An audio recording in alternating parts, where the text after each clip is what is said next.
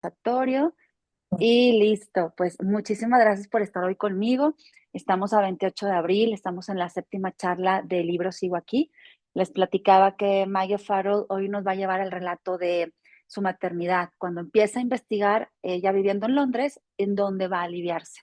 Hay un tema importante que no se vive tan comúnmente en México. En este país, cuando tú vas con el doctor y le sugieres que tienes algún antecedente que te impide tener un parto natural, pues tú llegas con la convicción de preguntarle si te puede programar una cesárea. Entonces, Maggie Farrell, por los relatos que ya hemos leído de ella, acuérdense que tuvo una encefalitis y tuvo ese problema neurológico que la dejó como paralizada y la dejó siendo una niña muy pequeña, pues sufriendo trastornos de orientación espacial más otros temas en el cuerpo. Entonces, ella en el relato, pues va a exponer esa situación porque una de las consecuencias que le dijeron a esa corta edad, a medida que crecía, era que cuando ella aspirara a ser mamá, tal vez un parto natural hubiera sido impensable o sería impensable, que por eso ella era la candidata 100% de una cesárea. Pero en este país, en Inglaterra, poco se aceptan las cesáreas. Siempre quieren llegar a esa solución como último recurso porque creen que es una moda rosa, que es una moda cómoda, que es la moda en la que las mamás dicen, yo no quiero sufrir, no quiero tener dolor de parto, no quiero tener contracciones, por favor, prográmame. Entonces, Maya Faro aquí cuenta esa anécdota y nos va hilando el relato con el tema de el contacto que debes de tener con las personas cuando están sufriendo. Entonces, vale mucho la pena. Pero antes de iniciar con este que se llama abdomen, les voy a leer algo que encontré muy lindo sobre este propósito que yo tengo en lecturas al oído, que es leer en voz alta.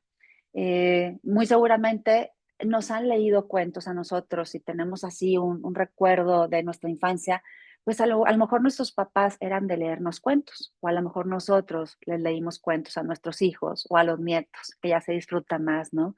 Entonces me topaba con las bondades de escuchar en voz alta a cualquier persona que te esté narrando algo de su vida. Y se me hizo muy lindo este detalle. Entonces se los voy a compartir y dice así.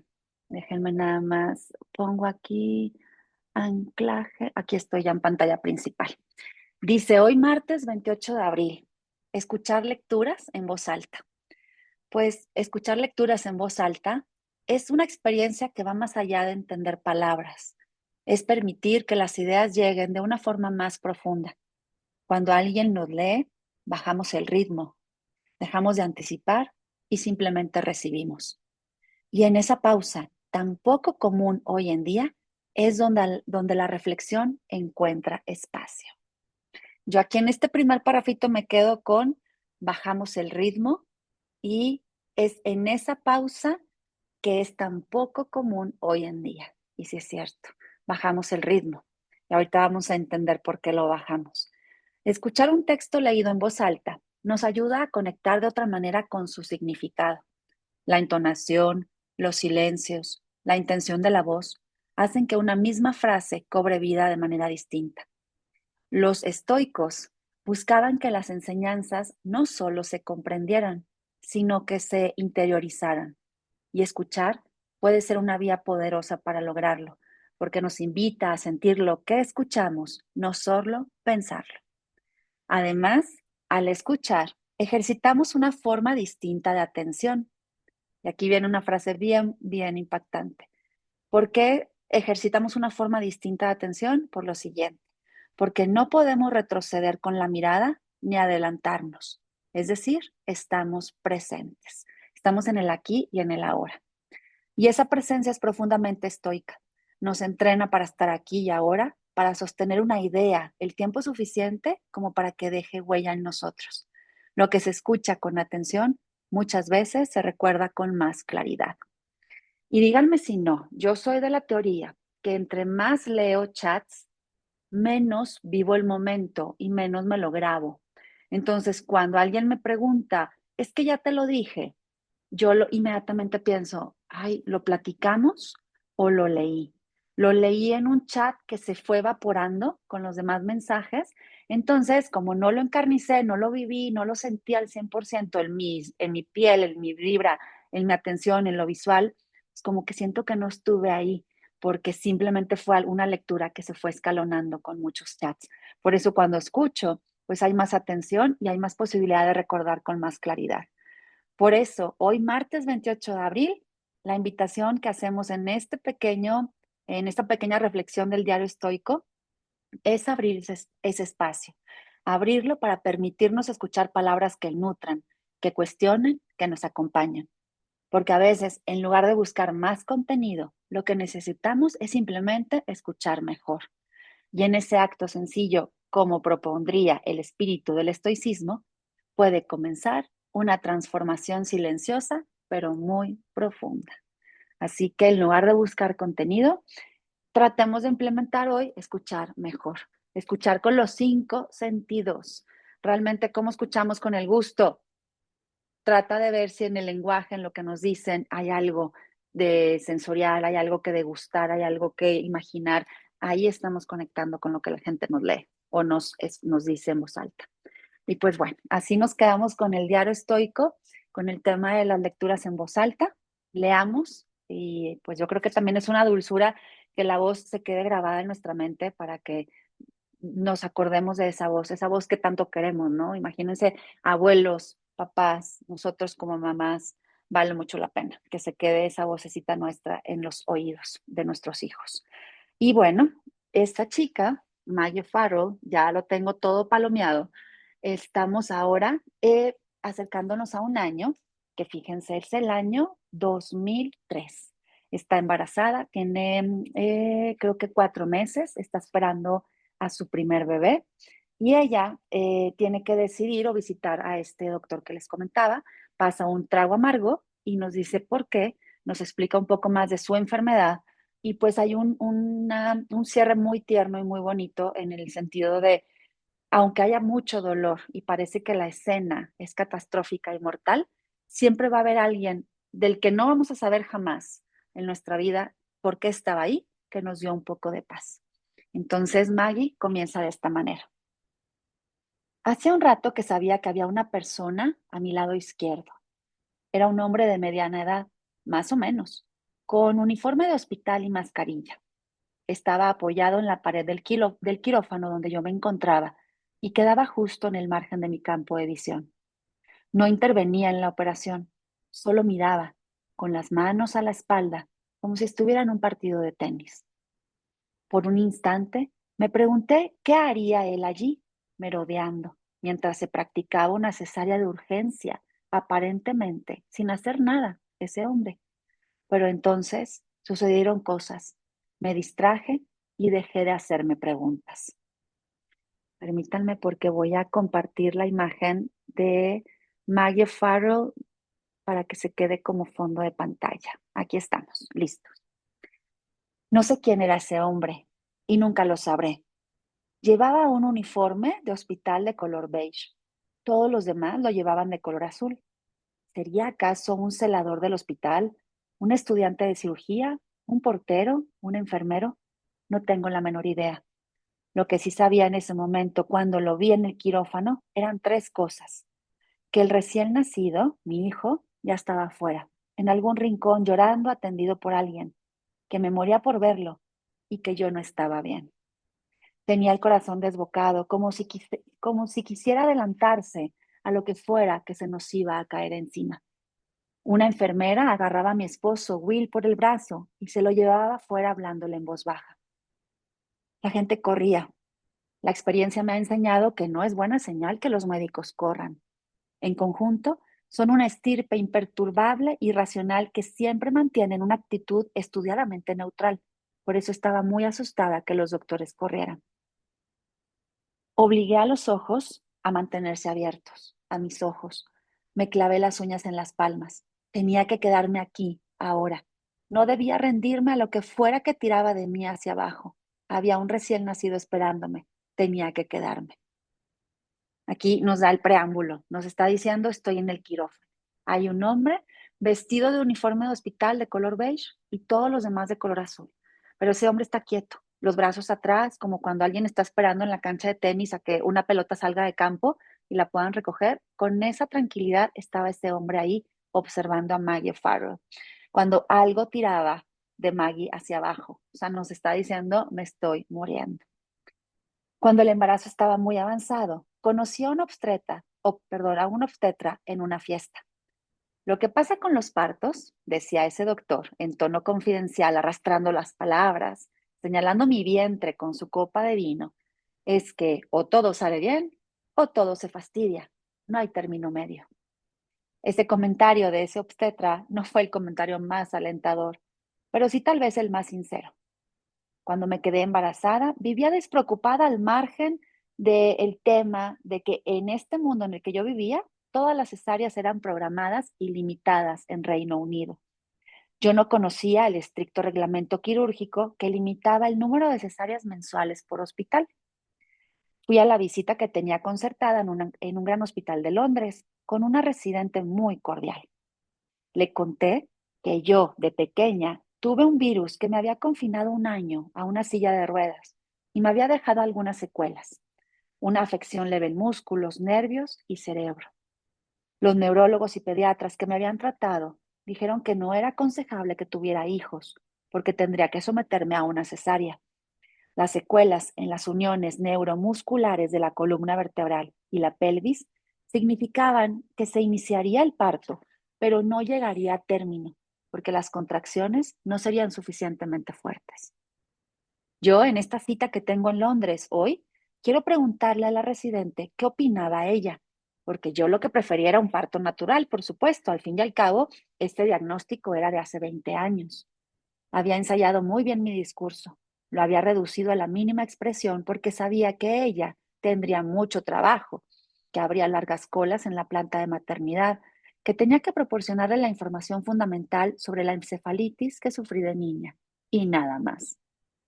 Lo único que quería era que me diera su opinión sobre las probabilidades de tener un parto natural, pero no había llegado ni a la mitad del discurso, cuando nerviosa, la señorita, la doctora, me interrumpió. Tengo que consultárselo al especialista, dijo y se fue. Esperé, miré a todas partes, leí las listas de alimentos prohibidos durante el embarazo, intenté descifrar lo que ponía en mi historial con la carpeta al revés. En eso, la puerta se abrió de par en par. Entró un hombre alto, con profundas marcas de peine en su negra cabellera, y la residente apareció detrás de él. Nos presentó y él me tendió la mano, pero en vez de darme un apretón, tiró de ella y me obligó a levantarme.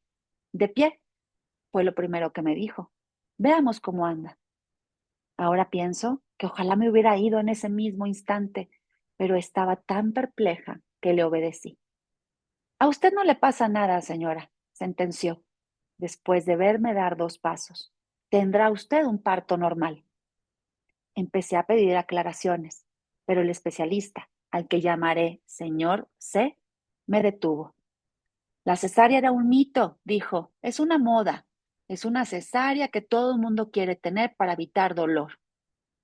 Enfadada ya, intenté decirle que en realidad estaba bastante acostumbrada al dolor, pero me lanzó una mirada de desprecio absoluto. Esa enfermedad que dice haber padecido, en ese momento clavó la mirada en la residente, y la residente asintió y el señor C volvió a mirarme. ¿Usted tiene alguna prueba, señora? Dijo con una leve sonrisa de triunfo en los labios. ¿Prueba? Repetí incrédula. ¿Cree que miento? El señor C se encogió de hombros, pero siguió mirándome de una forma que parecía estudiada y habitual. Este era el método infalible que utilizaba él para humillar a las embarazadas y someterlas a su voluntad, porque eso parecía, pensé. Supongo que podría traerle los informes del hospital en el que estuve, doctor, le dije al cabo de un momento, sosteniéndole la mirada. El especialista entrecerró los ojos y dio unos golpecitos con el bolígrafo en la mesa. Se notaba que ya estaba harto de mí. Se puso de pie, me despidió con un gesto de la mano y soltó el tiro de gracia. Si hubiera venido usted a verme en silla de ruedas, tal vez le hubiera prescrito una cesárea. Fue increíble que dijera eso. Máxime a una persona que había estado en silla de ruedas. Lo que me horrorizó no fue que el señor C se negara a hablar de mi caso, por no mencionar la programación de la cesárea, sino la insinuación de que yo fingía una enfermedad por cobardía y pretendía engañarlo para tener un parto fácil. En cuanto salí de allí, empecé a temblar igual que cuando el virus me tuvo inmovilizada. Ese fenómeno se llama ataxia. Los brazos y las piernas se mueven solos, tiemblan, no se pueden coordinar. Me apoyé en la pared con los fumadores, junto a las ambulancias ociosas, la gente que esperaba un taxi, e intenté comprender, asimilar lo que me acababa de suceder. Estaba atrapada, embarazada. Faltaban menos de 5 meses para que naciera mi hijo. ¿Y qué pasaría si las predicciones de los neurólogos se hacían realidad? ¿Qué haría yo? ¿Qué pasaría si mi cuerpo no podía dar a luz? Cuando llegué a casa, mi esposo Will se asustó un poco al verme tan descompuesta, pero después prestó atención a mi relato de la visita médica, lleno de incoherencias y divagaciones. Mi esposo recorrió el salón de arriba abajo varias veces. Después llamó al hospital. Habló con la residente que le dijo que sí, que podía cambiar de hospital si queríamos, pero que los otros hospitales estaban un poco más lejos de nuestro domicilio y que tal vez lo mejor sería que me quedara en el mismo hospital, que podía cambiar de médico y que así no tendría que ver de nuevo al doctor C, ni hablar con él nunca más, si eso era lo que yo quería.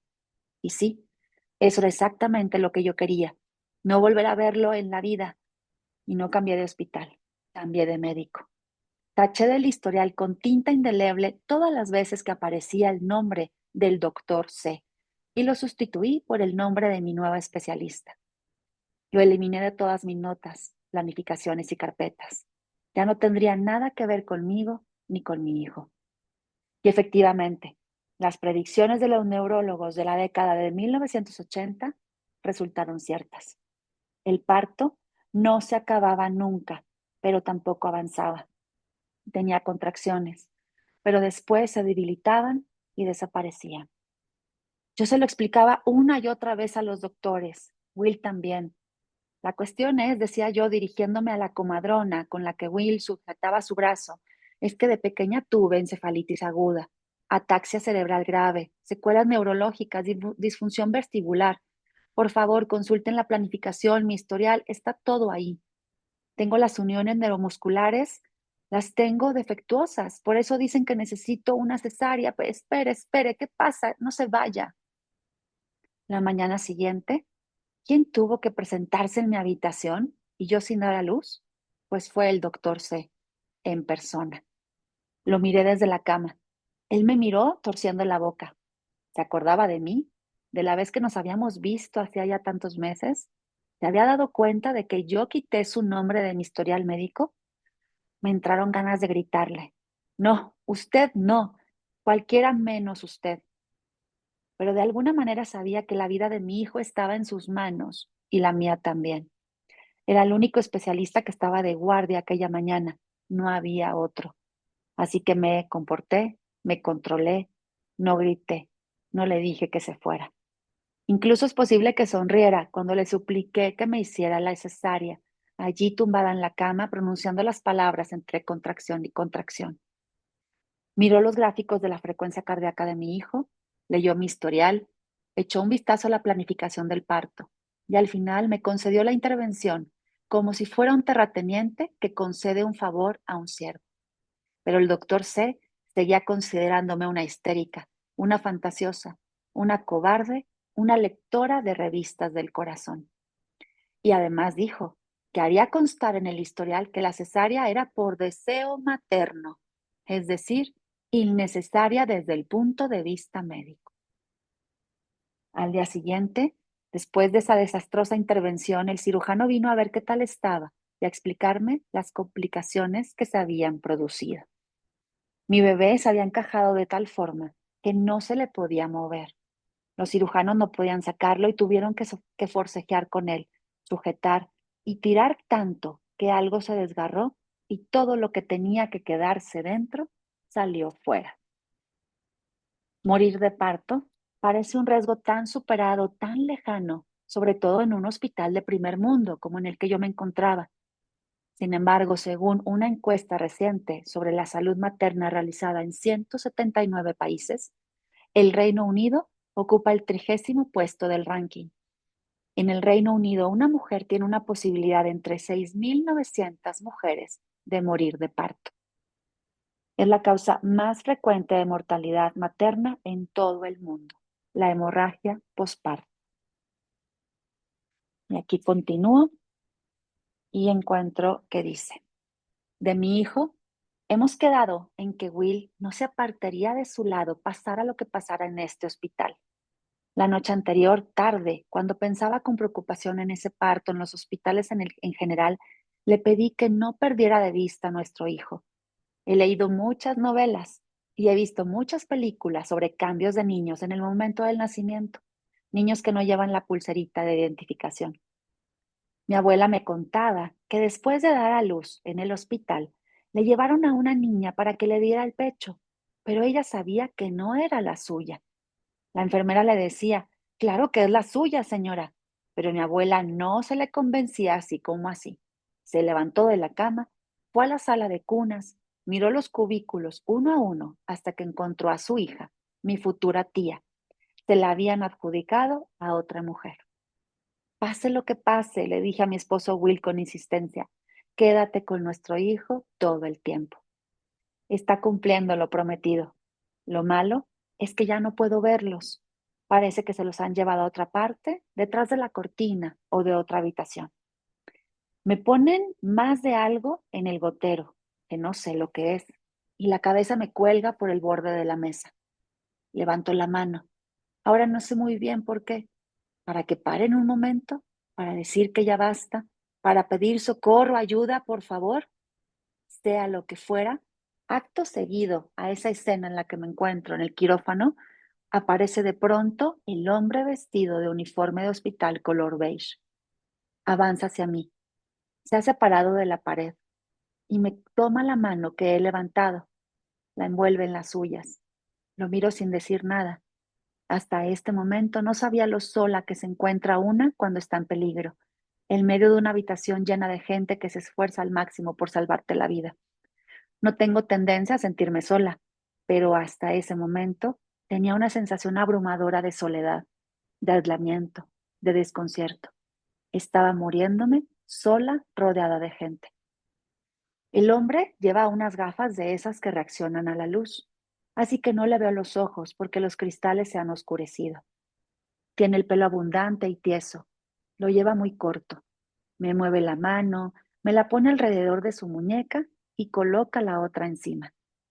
Me sujeta con infinita ternura, pero con firmeza y seguridad. No me va a soltar de ninguna manera. Eso es lo que me dice sin pronunciar ni una palabra. Va a quedarse ahí y yo también. Me hace un gesto de asentimiento y por encima de los bordes de la mascarilla se dibuja lenta, gravemente, una sonrisa, su sonrisa. A veces me pregunto si me lo imaginé, si sería el producto fantástico de una mente asociada por el pánico, pero no, estaba allí, ese hombre era real. No dijimos una sola palabra, ni siquiera sé si hablaba inglés. Estuvo conmigo mientras me cosían y me engrapaban. Cargó con el peso de mi cabeza y mis hombros cuando me pasaron de la mesa de operaciones a una camilla. Estaba junto a mí cuando me sacaron del quirófano. Después lo perdí de vista. De pronto me rodearon unas enfermeras. Me limpiaron con algodón, colocaron los goteros, hicieron preguntas sobre medicamentos, analgésicos, transfusiones. Me trajeron a mi bebé. ¿El hombre me vio cuando me reuní con mi hijo? Eso espero, y eso les pregunté. Cuando me cogió la mano, él me enseñó una cosa sobre el valor del contacto, el poder de la comunicación de la mano humana. Allí, yo tumbada, no sabía que durante años pensaría en él muchas veces. Como por ejemplo, cuando mi hijo estaba en una cama de hospital a los 4 años con una fiebre de la meningitis. Me abrí paso entre los médicos que lo atendían y le sostuve la mano, floja y ardiente, entre las mías. O como cuando mi hija menor desapareció entre las olas del Mediterráneo y tuve que tirarme al mar, sacarla y ponerla boca abajo para que expulsara el agua de los pulmones. Lo único que fuimos capaces de hacer después de quedarnos en la arena envueltas en toallas, contemplando todo lo que yo había hecho con sus deditos entrelacé mi mano. O como cuando mi hija mayor tenía un eczema tan cruel que la hacía gritar y yo le presionaba las manos con las mías para que dejara de rascarse, para ayudarla a dormirse otra vez. Ese era el poder del contacto. Las personas que nos enseñan algo nos dejan un recuerdo particularmente vívido en la memoria. Cuando conocí a este hombre en ese quirófano con un uniforme de hospital color beige, hacía unos 10 minutos que yo ya era madre y él, con un gesto pequeño, me enseñó una de las cosas más importantes de este trabajo: la ternura, la intuición, el contacto, y que a veces hasta las palabras sobran. ¡Darán! ¡Ay! Se pone la piel de chinita. A veces hasta las palabras sobran. No hay más que observar, ver, acariciar, dar un abrazo, decir estoy contigo. No se necesitaba más cuando Maggie sabía que en ese quirófano ella estaba su vida pendiendo de un hilo. Entonces estaba en el abismo, se estaba desangrando a raíz de que pues el bebé venía en otra postura, por fin aceptan la cesárea, me brincaba unas líneas, pero llevaba casi 2 días en parto. Entonces, ya con la situación que ella estaba viviendo y todavía que se aparezca el doctor C frente a ella, pues yo creo que lo más lindo fue encontrar a ese hombre del que nunca supo su nombre ni quién era y si lo imaginó o fue real. Aunque ella dice, siento que fue real. Siento ñañaras porque creo que así hemos tenido momentos en el que hay un aura, un ángel, alguien que nos está como evitando que crucemos la calle o que te da una sensación de, o sea, pisaste, como estás en un sueño de una caída rápida en el abismo y te retoman y te toman y te dejan otra vez en un lugar seguro. ¿Alguien ha sentido eso? ¿Con qué se quedan de esta charla? Y permítanme cierro la grabación.